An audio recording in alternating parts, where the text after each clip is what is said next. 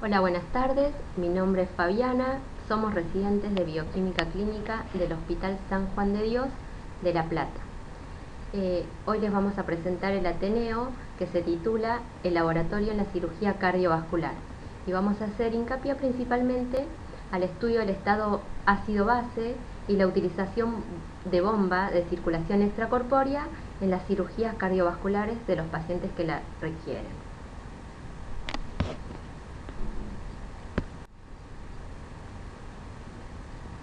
Para iniciar con el Ateneo, lo hemos dividido en 5 partes.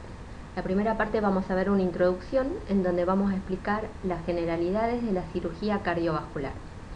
Luego vamos a ver una descripción de la bomba de circulación extracorpórea, seguido de la explicación de la protección cardiovascular con la solución cardioplégica que necesitan estos pacientes. Luego el laboratorio y finalmente los casos clínicos.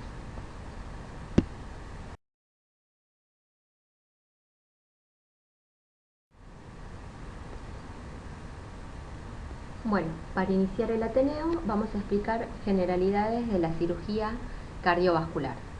Antes queríamos mostrarles un poco de historia de la bomba de circulación extracorpórea. Allá en el año 1813, Levallois inicia las primeras ideas sobre la circulación extracorpórea. Ya para el año 1885, Frey y Gruber desarrollan un sistema extrapulmonar con oxigenadores de contacto directo, que contribuyen al desarrollo de las cirugías cardiovasculares mucho más adelante. En el año 1936 y 1937 ocurren dos eventos importantes. Primero, Charles Bett introduce el término de heparina y el doctor John Gibbon demuestra que es posible mantener la vida con una máquina de soporte cardiopulmonar. En 1950, Gibelou introduce el término de hipotermia, que es tan importante y utilizada como complementario en la cirugía extracorpórea. Y en el año 1953, el doctor John Gibbon realiza la primera y exitosa cirugía de comunicación interauricular, utilizando la máquina corazón-pulmón.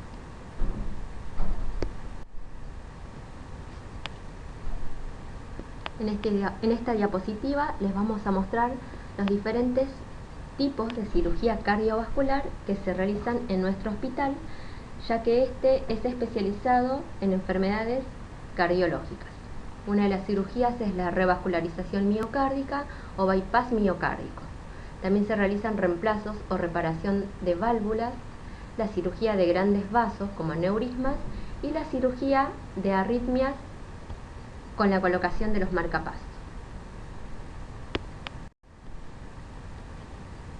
Este tipo de cirugías se pueden realizar de dos maneras, ya sea con una bomba de circulación extracorpórea o sin bomba de circulación extracorpórea. Hoy nos vamos a centrar simplemente en el uso de la bomba de circulación extracorpórea para las cirugías que la requieren.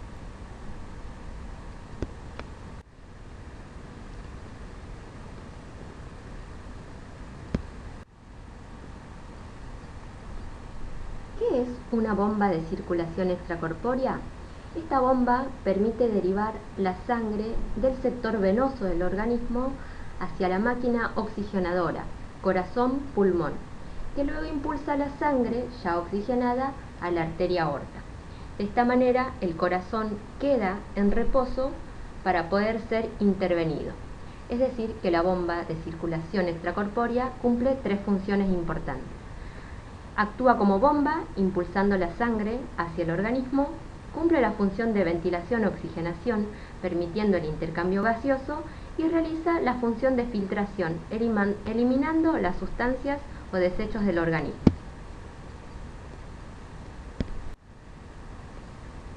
Con esta diapositiva les queremos mostrar las partes que componen la bomba de circulación extracorpórea. Esta presenta cánulas, que son tubos que van a ser insertadas en las cavidades y los vasos del paciente. También presenta aspiradores, oxigenadores, trampas de aire y filtrado. Tienen el sistema liberador de cardioplegia, que es muy importante y que lo explicaremos después, intercambiador de temperatura, la bomba y el reservorio.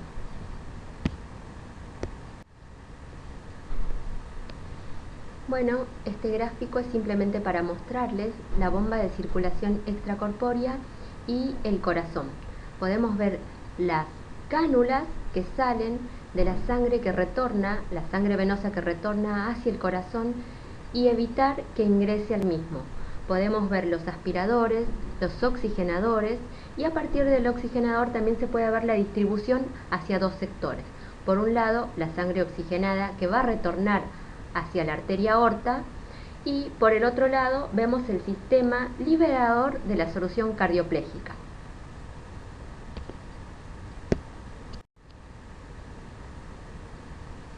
Este gráfico nos permite ver cómo es la circulación normal en el corazón y en el organismo de la persona.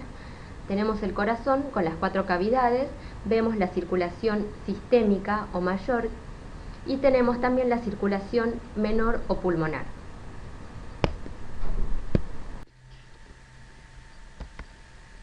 En esta gráfica lo que le queremos mostrar es dónde se produce el clampeo. Podemos ver donde aparece una zona que dice A y otra zona que dice B. Allí es donde se realiza el clampeo del corazón y de esta manera evitar que el corazón esté con sangre y así permitir que el cirujano haga su trabajo. Acá podemos ver cómo las flechas nos están indicando la circulación que realizan una vez que el paciente está conectado a la bomba de circulación extracorpórea.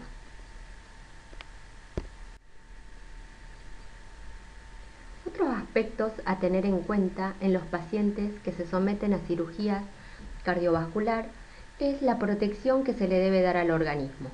¿Cómo se llega a este paso? Es importante saber que el paciente que va a ingresar a este tipo de cirugías es previamente anticoagulado. Se le administran bolos de heparina no fraccionada y antiagregantes plaquetarios, teniendo en cuenta que la sangre del organismo va a salir y va a entrar en contacto con un sistema de tubuladuras extraño al cuerpo. Por otra parte, también se realiza la hemodilución. Esta hemodilución ocurre con soluciones coloidales y cristaloides.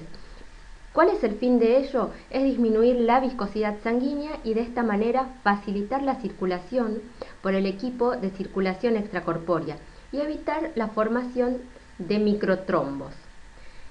Otra característica también es que se lo lleva al paciente a la hipotermia. Esta hipotermia se realiza con el fin de mantener un metabolismo basal y con el menor consumo de energía posible.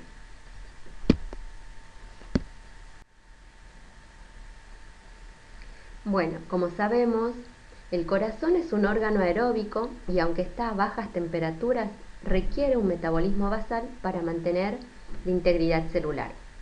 Por eso es importante proteger al miocardio de lesiones que pueden ocurrirse durante este tipo de cirugías. Una de las alteraciones que pueden aparecer es durante la isquemia cambios bioquímicos que se ven reflejados en el laboratorio. Podemos ver, por un lado, que la falta de oxígeno hace que se sintetice concentraciones de ATP menores y en condiciones anaeróbicas. Esto va a generar que se produzca un aumento del ácido láctico. También se observan aumentos de la concentración de hidrogeniones, con lo cual se ve disminución o la caída del pH. Durante la reperfusión, que es cuando la sangre vuelve a ingresar al organismo, al corazón, se produce un aumento en la producción de radicales libres del oxígeno. Esto lleva también a alteraciones como la disminución de la concentración de hidrogeniones intracelular, alteración en el sodio y el intercambio con el calcio, y a su vez estos radicales libres llevan a la peroxidación de diferentes lípidos de la membrana celular, a la inactivación del óxido nítrico y a la estimulación del sistema complemento. Todo esto produce un aumento de citoquinas proinflamatorias.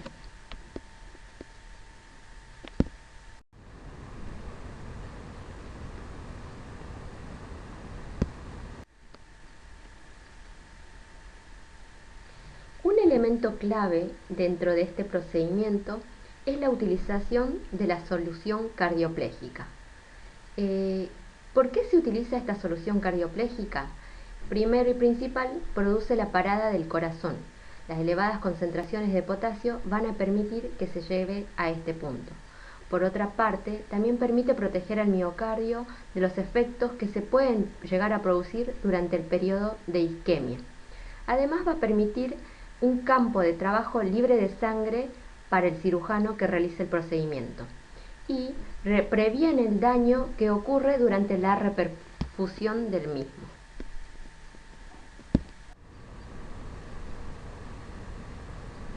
Ahora lo que le queremos mostrar es cuál es la composición de la solución cardioplégica. Uno de los iones muy importantes, como ya lo dijimos, es el potasio. Se encuentra en una concentración de 16 milimol por litro. Es importante porque es el encargado de producir la parada o asistolia del corazón. Luego tenemos el sodio y el cloro, que tienen concentraciones entre 100 y 200 milimoles. Así también se encuentran las concentraciones de calcio iónico y magnesio. Se utilizan también soluciones buffer para evitar la acidosis capturando el dióxido de carbono, como la trometamina, pero también se pueden utilizar soluciones de bicarbonato de sodio. Se utilizan soluciones de cistrato, fosfato y dextrosa para mantener la disponibilidad de glucosa durante la cirugía cardiovascular. Y otra característica a tener en cuenta es la utilización de mannitol o en su defecto de glucosa, que sirve para mantener una osmolaridad entre 340 y 400 milimol por litro. De esta manera se mantiene un medio ligeramente hiperosmolar, evitando la extravasación hacia el exterior de las células.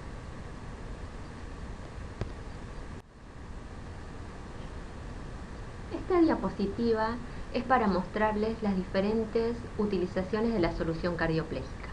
Esta puede variar en la composición, puede ser utilizada con cristaloides o soluciones hemáticas. También puede variar la temperatura, pueden ser frías, calientes o templadas, y la vía de administración. Puede ser anterógrada, retrógrada, puede ser continua o intermitente. Y estas diferentes características van a depender de la cirugía, de la complejidad de la misma y del cirujano a cargo de esta operación.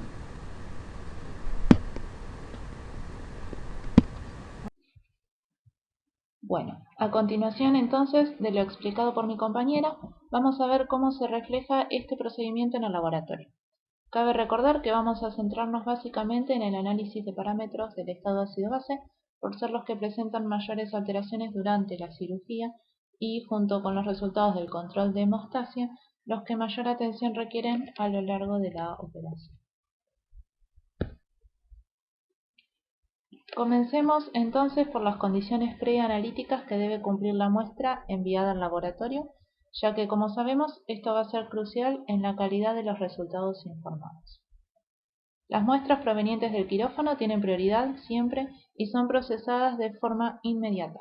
Si ocurriera algún inconveniente, por ejemplo que el equipo se esté calibrando, aunque esto no suele llevar más que unos minutos, la muestra debe conservarse en frío. Esto se fundamenta en el hecho de que tanto los valores indicadores del estado ácido-base, como los gases, el pH, el lactato y demás, como la glucemia, se modifican rápidamente si la muestra se mantiene demasiado tiempo a temperatura ambiente. Además, están los cirujanos, perfusionistas y anestesistas a la espera del resultado con urgencia ya en el momento. Aunque parezca también una obviedad decirlo, no está de más recordar que la muestra debe homogeneizarse correctamente para que los valores de hematocrito y hemoglobina sean los correctos.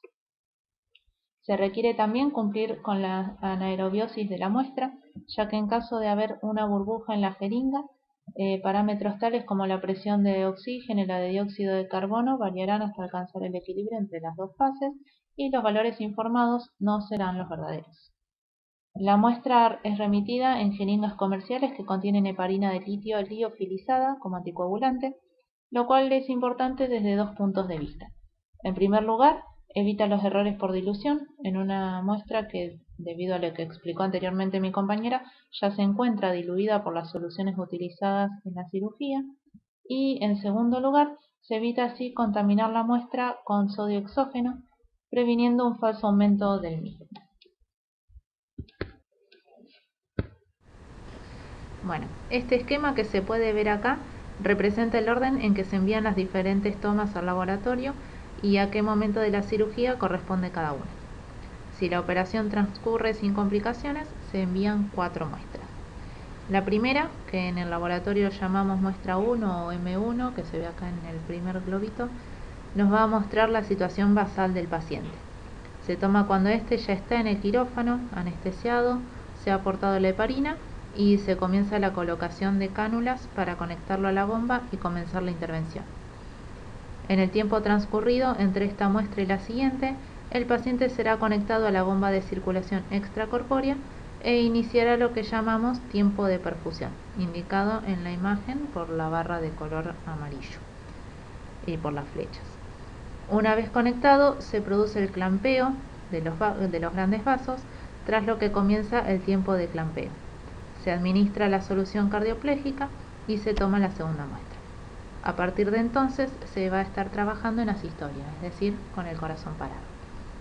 Entonces, esta segunda muestra, que vamos a llamar bomba 1 o B1, llega al laboratorio entre 30 y 45 minutos después de la primera. A partir de entonces se va a poner en evidencia la hemodilución efectuada al ver en descenso los valores de la hemoglobina, el hematocrito y del sodio principalmente. En general tenemos en cuenta que se espera una disminución del 10% del hematocrito entre M1 y B1. También vamos a ver aumentos de potasio debido a las altas concentraciones contenidas en la solución cardioplégica. Alrededor de 50 minutos después llega al laboratorio la tercera muestra, llamada bomba 2 o B2, la cual es tomada en el transcurso de la cirugía en sí misma, mientras los cirujanos están trabajando sobre el corazón. Como pueden ver, en comparación con la barra de abajo, todavía nos encontramos dentro del tiempo de clampeo. En esta muestra, además del aumento en los valores del potasio, también comienzan a observarse aumentos de ácido láctico como consecuencia de la isquemia mencionada previamente. Los valores de ácido láctico que se van a observar durante y luego la cirugía serán utilizados como predictores de mortalidad, ya hablaremos de eso un poco más adelante. Cierto tiempo después finaliza la cirugía, se produce el desclampeo, con lo cual finaliza el tiempo de clampeo, como podemos ver en la barra. Se lava la solución cardioplégica, con lo que el corazón vuelve a latir, se desconecta al paciente de la circulación extracorpórea y finaliza el tiempo de perfusión. Finalmente se toma la última muestra intraquirófano, llamada muestra 2 o M2. En esta última muestra se puede observar un aumento de la glucosa en caso de haber sido necesaria la utilización de inotrópicos o bien por activación hormonal debido al estrés quirúrgico. Puede haber acidosis metabólica, los iones sodio y potasio ya se normalizan y se espera que el hematocrito aumente por hemoconcentración. En cirugías que transcurren como son planeadas, sin complicaciones ni contratiempos, generalmente el esquema de muestras coincide con estas 4 que explicamos acá. Sin embargo, si el procedimiento se complica o se extiende en el tiempo, se reciben más muestras del paciente mientras está conectado a la circulación extracorpórea y las vamos a llamar bomba 3, bomba 4, etc.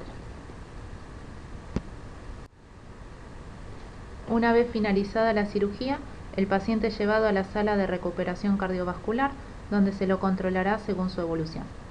En general, estos son los cambios que se esperan.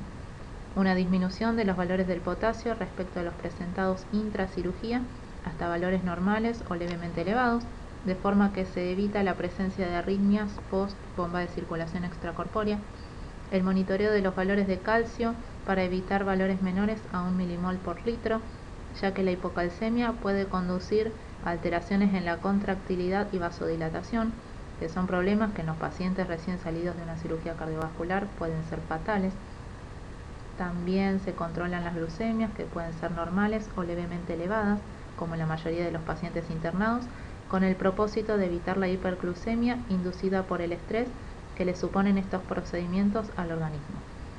También se buscan hemoglobinas mayores a 7,5 gramos por decilitro, corrigiéndose así los valores intraoperatorios, en la mayoría de los casos por transfusión, y valores de ácido láctico menores a 3 milimol por litro, a obtenerse en las primeras 24 horas post cirugía, ya que es habitual que su pico de aumento se observe 12 horas después de que el paciente saliera del quirófano.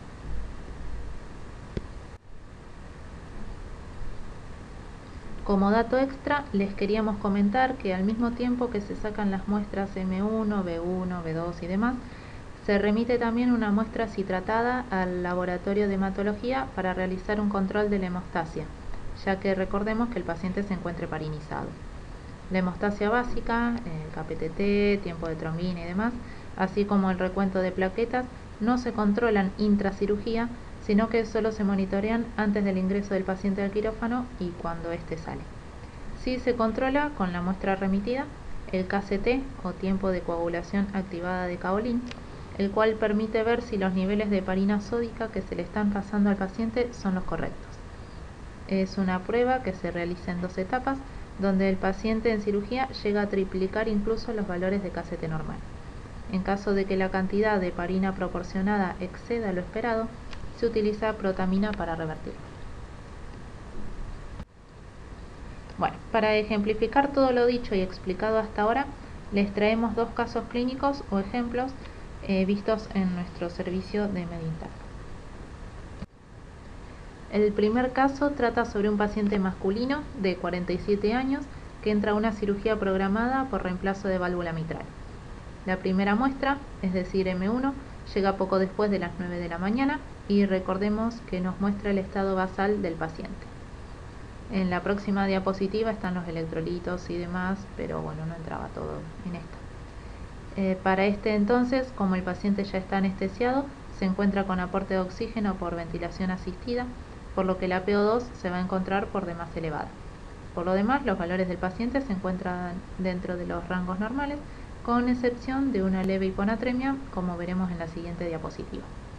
Al llegar la muestra B1, casi 45 minutos después, podemos ver cómo el hematocrito ha empezado a disminuir en forma marcada, bueno, hay más del 10% de lo esperado. Claramente también va a disminuir la hemoglobina. La PO2 vuelve a subir debido a que el paciente está sometido a la oxigenación por parte de la bomba con una fracción inspirada de oxígeno, es decir, la FiO2, del 100%. Esto también lleva a que la saturación de la hemoglobina sea la máxima. El bicarbonato también ha disminuido por el efecto dilutorio. Siguiendo por la muestra de bomba 2, podemos ver que los valores de los gases no se han modificado significativamente, pero sí se ha buscado corregir los valores del hematocrito, posiblemente debido a la caída brusca observada en la muestra anterior. Ya cerca del mediodía, la cirugía finaliza y se envía la muestra 2. Si bien el paciente sigue con la ventilación de soporte, puede que se hayan modificado los parámetros, lo que va a variar sus valores de PO2. También se mantienen los valores del hematocrito y la hemoglobina, aunque recordemos que estos fueron corregidos durante la cirugía. Bueno, veamos ahora sí los electrolitos y demás metabolitos que no entraron en la tabla anterior. Podemos ver el efecto dilutorio en el sodio hasta M2, donde al paciente ya se le han lavado las soluciones y se corrige su natremia. Lo mismo se aplica a los valores de cloro. Observamos el mencionado aumento de la calemia por las altas concentraciones de potasio en la solución cardioplégica hasta que ésta se lava entre bomba 2 y muestra 2. Esta modificación en los iones hace que aumente en forma paralela el anion gap, aunque este sigue elevado en muestra 2, por lo tanto podríamos inferir que hay otros aniones en juego, que podrían ser el lactato, la albúmina, fosfatos y demás. El láctico también aumenta con el avance de la cirugía, aunque no llega a alcanzar valores críticos superiores a 2 milimol por litro. La glucemia también va a aumentar, véase que se mantiene entre aproximadamente, no estrictamente, pero bueno, entre los 140 y 180, 190 miligramos por decilitro. Dado que la cirugía sale como fue planeada, el paciente pasa a la sala de recuperación cardiovascular, evoluciona favorablemente, sale de alta 6 días después de realizada la intervención. Bueno, el segundo caso trata de un paciente masculino de 68 años de edad que entra a una cirugía de urgencia en la madrugada por realización de una disección aórtica. Recordemos que esta patología es una emergencia donde se desgarra la capa interna de la arteria y requiere prácticamente en todos los casos de una cirugía. implica una alta tasa de mortalidad de alrededor de 30-40% y el pronóstico de los pacientes es generalmente grave, muy grave. Podemos ver entonces en la muestra 1 con el estado basal del paciente, del mismo modo que lo vimos en el caso anterior. También podemos ver cómo empiezan a caer los valores de hemoglobina y hematocrito a partir de B1. En este caso la cirugía no evoluciona bien, lo que hace que se alargue y lleguen más de las 2 muestras de bomba habituales. Además podemos observar que en la muestra de bomba 4 el hematocrito ha caído al 50% prácticamente de su valor inicial. Acá también puede verse muy bien el efecto dilutorio en el sodio, aunque no tan marcado como en el caso anterior, así como el aumento marcado en los valores de potasio, aunque lo que debe llamarnos la atención en este caso son los niveles de ácido láctico alcanzados, sobre todo en bomba 5. Esto también lleva a una duplicación del anion gap respecto a los valores iniciales. Este es un ejemplo de una cirugía donde la evolución es mala, el paciente empeora durante la intervención, no se puede revertir su estado y fallece dentro del quirófano, antes incluso de ser desconectado de la bomba de circulación extracorpórea. Obsérvese que no se llega a la muestra 2. De hecho, bueno, no. Esto nos lleva a querer mostrarles un trabajo publicado por anestesiólogos del Servicio de Anestesiología de nuestro hospital en el año 2009, tiene sus años pero se lo considera vigente aún, titulado Cirugía de revascularización miocárdica, predictores de evolución, donde se evalúan distintos factores de evolución postoperatoria. Bueno, como dije recién, el objetivo del trabajo fue evaluar distintos factores como predictores de mortalidad en el paciente tras su salida del quirófano al haber sido sometido a una cirugía con conexión a bomba de circulación extracorpórea. Entre ellos cobran relevancia los valores de ácido láctico, definiéndose el parámetro LACTime como el tiempo que tarda el ácido láctico en la sangre periférica en alcanzar un valor menor a 2 milimoles por litro, medido a partir del ingreso del paciente en la sala de cuidados postoperatorios. A mayor tiempo transcurrido, mayor mortalidad. Además, como conclusión, se menciona que la evolución postoperatoria resulta más complicada en aquellos pacientes con lactacidemia de egreso mayor a 4 milimol por litro. Acá dejamos este cuadro a modo informativo. Más que nada muestra los diferentes parámetros de laboratorio tenidos en cuenta en el estudio que les mencioné recién, en los cuales los que presentaron diferencias más significativas fueron la glucemia y la lactacidemia. Bueno, esta fue la bibliografía utilizada por nosotros en este trabajo y desde ya muchas gracias por su atención.